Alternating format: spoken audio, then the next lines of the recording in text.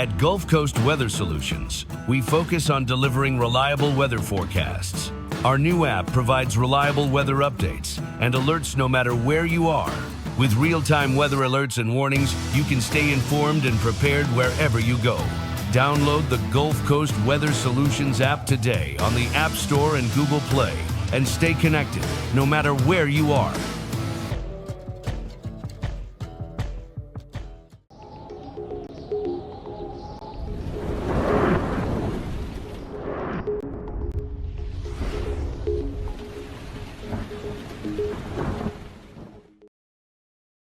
Good evening, Southeast Texas and Southwest Louisiana. I'm meteorologist Lucas Bostrick. We're looking at conditions at Lumberton Middle School at this hour, and it's 48 degrees there. Dew point at 38, so pretty dry still, but not excessively. And only a high wind of 17 miles an hour, so not excessively windy either. Let's look at satellite and radar over the past 3 hours, and we'll see that it has been an increase. There has been an increase of higher clouds starting to push into the region. This is sponsored by Switch Electric, especially over the Dallas area and out to our southwest around Victoria. Those higher clouds are going to be working into our region. Now looking at regional current temperatures sponsored by Modern Concrete Materials, we see that right now it is 48 degrees in Beaumont, 46 in Lafayette. Out to our northeast, it's cooler, where it's 30 in Memphis, 29 in Nashville. And out to our west, it's in the upper 40s in El Paso. And out to our southwest, 62 right now in Laredo and 66 in Brownsville. Now, looking at our current local temperatures sponsored by Do Good Federal Credit Union, we see that right now it is running in the lower 40s to some 50s kind of scattered around. Already 39 though in Burkeville, pretty chilly there. 37 also in Kinder out to our east. And farther to our southwest, we see that temperatures are generally running on the warmer side. Now, our regional futurecast sponsored by Neutron Electrical Services is showing that we will have pretty good conditions coming up for tomorrow, although some clouds are going to start working in. As we get into the evening hours, we'll have more clouds work in, leading to warmer temperatures.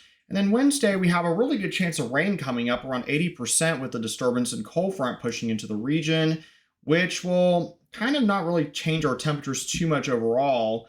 By Thursday, we'll still have some lingering moisture before we have a much bigger event to talk about coming up for this weekend. This is on Saturday afternoon, and we see that we could be dealing with some freezing precipitation across Southeast Texas, possibly further to the north as well.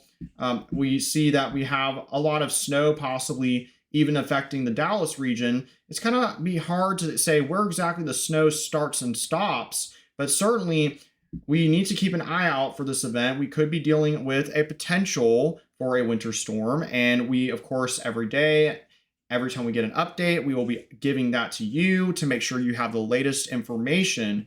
But definitely keep this in mind. This is starting Friday evening into Saturday evening for the main event. And we'll continue to monitor exactly about when to expect everything to subside and also how much we're going to get in terms of the precipitation for that's frozen. We'll give you those amounts once we get a little bit closer. Now, looking at the forecast temperatures for Saturday morning, right now it's looking like it could be below freezing as early as Saturday morning for a lot of Southeast Texas and Southwest Louisiana. If that were to happen, then obviously we would be dealing with a pretty significant event. Now, could they be warmer? Yes. Could they be colder? Possibly, but this might be one of the worst case scenarios we're looking at here would be if we had temperatures in the upper 20s to around 30. Obviously, then we would be dealing with a significant event. So we will keep you updated with this. But for now, it's just kind of we're in that stage where we're looking to see the trends and where things are going. Right now, we can say that it is certainly looking like it could be a significant event. So we will keep you updated on that. Now, lows tonight, sponsored by Silsby Ford, are going to be in the upper 30s to mid 30s and lower 30s northern regions.